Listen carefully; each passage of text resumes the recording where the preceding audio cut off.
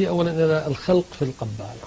طبعا نعم، القبالة يوجد لها يعني فروع كثيرة، فهناك قبالة تسمى اللي هي القبالة الفلسفية أو التأملية، وهناك القبالة العملية التي تتصل بالسحر والطوالع والنجوم وهكذا. إنما لا يمكن فهم أي شيء له علاقة بالقبالة إلا بفهم قصة الخلق في القبالة، لأن محور الخلق في القبالة حسب ما يقولون اللي هو الأبجدية العبرية، فعندهم أن كل شيء خلق بالصدور من الإله، صدر عن الإله في هيئة فيوضات نورانية عبر اللغة العبرية. فلو نرى يعني الصورة الثانية حتى نجعل المشاهد يرى معنا يعني صورة اسم الإله كما يكتبونه في القبالة، لأنه يكتب بصورة طريفة. يعني الصورة التي نراها الآن هذا المثلث هو الإله كما يكتب في القبالة، فيرسمونه على صورة إله وداخله الأحرف يعني كلمة يهوى اللي هو يود هي فاف هي، ولكنهم لا ينطقونها. يعني من الطرائف أن اسم الإله في القبالة وفي اليهودية التقليدية لا ينطق، إلا ينطق إلا الحبر الأعظم داخل القدس الأقداس، فهم يرمزون له بكلمة بديلة اسمها عين صوف، وتعني الضياء اللامتناهي أو الضياء الممتد، وهي التي صارت بعد ذلك لوسيفر كما سنصل يعني، أو إله النور كما سنصل يعني. فلو نرى برضو الصورة اللي بعدها عشان نصل إلى مسألة قصة الخلق يعني الصورة الثالثة في الحروف العبرية التي تفيض من روح الإله. نعم، هذه الصورة التي نراها إذا دقق المشاهد سيرى اسم الإله الذي هو المثلث في منتصف الصورة، وحوله ثلاثة حروف تسمى الحروف الثلاثة الأمهات، فهذه فاضت من الإله أو خرجت وصدرت من روحه. ومن هذه الحروف الثلاثة صدرت 7 مركبة التي نراها في الدائرة التي حولها، ومن هذه 7 صدر 12 حرفا مركبا التي هي الدائرة الثالثة. فيقولون إن هذه الحروف هي حين خرجت من الإله مزج بينها وصنع يعني مجموعة من التباديل والتوافيق، فكون بها كل شيء في الكون يعني. فمن الحروف الثلاثة الأمهات كون 3 أصول في الإنسان وهي الرأس والصدر والبطن، و3 أصول في السنة وهي الحر والبرد والاعتدال، و3 أصول يعني في الكون وهي الماء والنار والهواء. ومن السبعة التي بعدها التي المركبة خلق السبعات، يعني خلق الأيام السبعة في الأسبوع والبحار السبعة والصحراوات السبعة والسماوات السبع والأرضين السبع حتى نصل إلى 12. نعم، وخلق يعني يقولون خلق الاتجاهات السبع أو 6 اتجاهات يعني المعروفة، والحرف السابع منها خلق به مركز الكون أو مركز هذه الاتجاهات، وهو طبعا عندهم الهيكل. يعني نقول يعني جملة اعتراضية، الهيكل يعني في اليهودية كالصلب في المسيحية، الأول ثلاثي والثاني سباعي والثالث 12. نعم 12. فالهيكل هذا أسطورة تاريخية يعني، لكنه عند أهلها يعني حقيقة عقائدية يعني.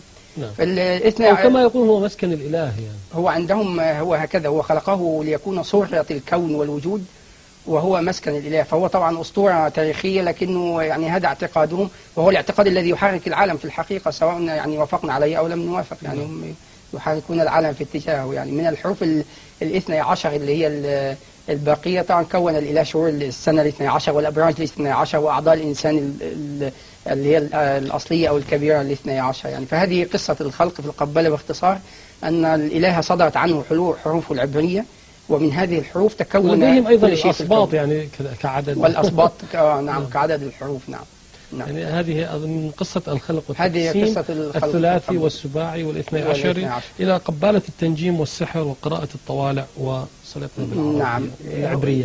هنا أيضا يعني مشكلة كبيرة، الناس تمارس الكثير من الطقوس هذه من طقوس القبالة دون أن تعلم هذا صحيح، هذا يعني جذر عبري أو يعني نعم. فطبعا كما قلنا وهو كما واضح ان يعني الفكرة الرئيسية في القبالة ان كل شيء خلق عن طريق الحروف وعن طريق أصوات هذه الحروف وأعدادها وهكذا.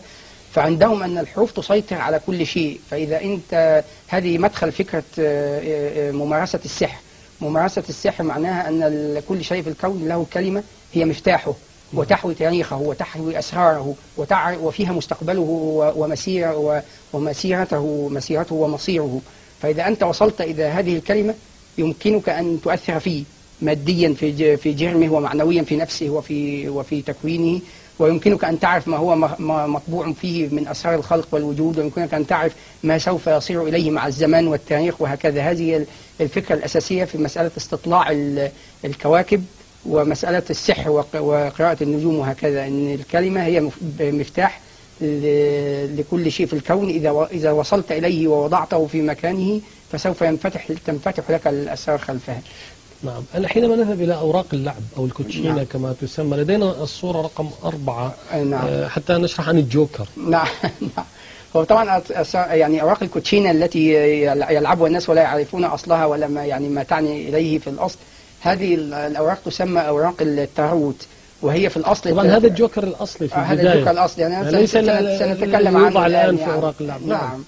هو الأوراق التاروت الأصلية يعني مرقمة بحروف العبرية وبأرقام العبرية، وهي لها علاقة بقصة بالقبالة وقصة الخلق من جهتين. من الجهة الفلسفية أنهم يقولون أن هذه الأوراق تحوي رموزا، وهذه الرموز فيها أسرار الوجود، وفيها ترقي من مرتبة إلى مرتبة إلى أن يصل السائر فيها إلى مرتبة الحكمة. وهذه الأوراق جزء من الترقي في حركة الروزكروشن التي هي توأم الماسونية ولكنها أكثر انغلاقا.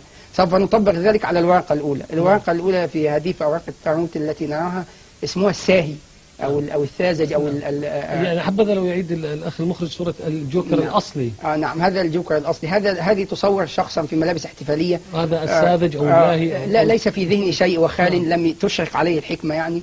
وهي في الصورة المفروض فوقه شمس تشرق، هي شمس الحكمة الإلهية، وهو تظهره بس لا يظهر هنا في الصورة. على حافة الأرض يبدأ كأنه سيبدأ مسيرة يسير فيها.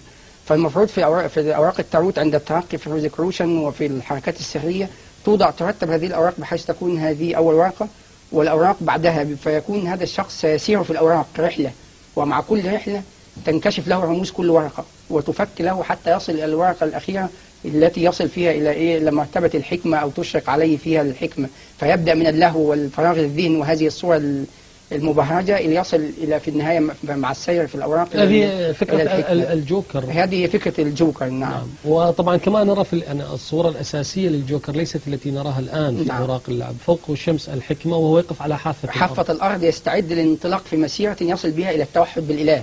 حين يسير في الأوراق ويفك الرموز. وهذه فكرة القبالة كما يقول الدكتور عبد الوهاب المسيري رحمه الله.